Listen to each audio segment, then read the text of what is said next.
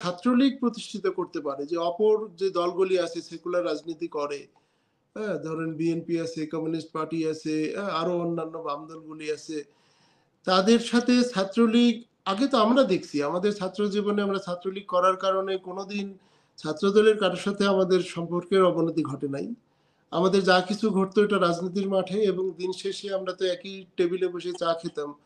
আমি পরে শুনছি ছাত্রলীগের ছেলেরা অন্যান্য দলের সাথে মিশে না। আমি জানি না সত্য কি মিথ্যা, যদি না মিশতে পারে এটা আমাদের বিপর্যয়ে ডেকে আনবে। আমি বলবো ছাত্রলীগের ছেলেরা সব থেকে উদার মনের হবে, এবং তারা তাদের যারা প্রতিদ্বন্দ্বী তাদেরকে কখনোই অবহেলা করবে না কিংবা দূরে ঠেলে দিবে না, কাছেই টানবে। তারপরে মানুষ, এটা নির্বাচন, গণতন্ত্রের একটা দেশ, গণতন্ত্রের বিকাশ হচ্ছে, ভোট যাকে দিবে সেই যাবে ক্ষমতায়। কিন্তু আমার যেন পারস্পরিক শ্রদ্ধার জায়গাটা আমি নষ্ট না করি, শ্রদ্ধার জায়গা ধরে রাখুক।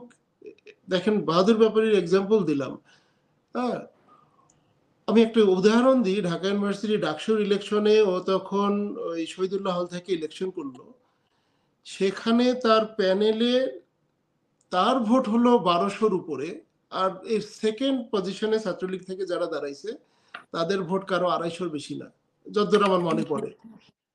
তো এখান থেকে বুঝবেন যে অন্যদের সাথে যে মেশার প্রয়োজনীয়তা, হ্যাঁ, সেটা কতটা জরুরি। অন্যদের শ্রদ্ধাটা ধরে রাখা, আপনি শ্রদ্ধা তখনই পাবেন যখন অপরকে শ্রদ্ধা করবেন। মাল্টিকালচারালিজমের মূল জায়গায় এটা। আমরা এই দেশে এটা বুঝতে পারি, আমাদের সাকসেসের পেছনে যদি একটা কারণ থাকে সেটা হলো আমরা এই দেশে বসবাসকারী অন্যান্য জাতিগোষ্ঠীর সংস্কৃতিকে, তাদের আচার আচরণ সব কিছুকে আমরা রেসপেক্ট করি। ওরাও করে, করার জন্যই আমাদেরকে এখানে বড় বড় পজিশনগুলি দিয়ে দিচ্ছে। এমন না যে আমরা জোর করে নিচ্ছি, হ্যাঁ, এখানে তো জোরাজোরির কিছু নাই, এগুলো গণতান্ত্রিক রাষ্ট্র, মাল্টিকালচারাল রাষ্ট্র।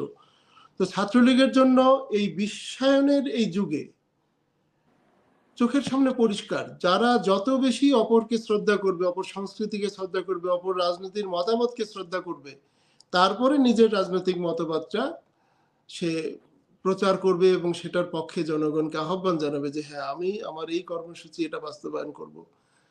তো আমি কোনো সন্দেহ নাই, কোনো কারণই নাই ছাত্রলীগের ঘুরে না দাঁড়ানোর পক্ষে। কারণ বারবার ছাত্রলীগ যতবার ঘুরে দাঁড়াইছে, নাজমা আপা খুব ডিটেইল বললেন ইতিহাসটা। আমি এটা খুব টপ লেভেল থেকে যদি দেখি, ছাত্রলীগ যতবার ঘুরে দাঁড়াইছে আপনারা খোঁজ নেবেন যে তারা অপর রাজনৈতিক দলগুলির সাথে, অপর ছাত্র সংগঠনগুলির সাথে সেই ভ্রাতৃত্বের সম্পর্কটা বজায় রাখছিল। এখনো যদি রাখে, আমি জানি না রাখে কিনা, রাখতে পারলে খুবই ভালো হবে এবং ছাত্রলীগ ঘুরে দাঁড়াবে, অবশ্যই ঘুরে দাঁড়াবে।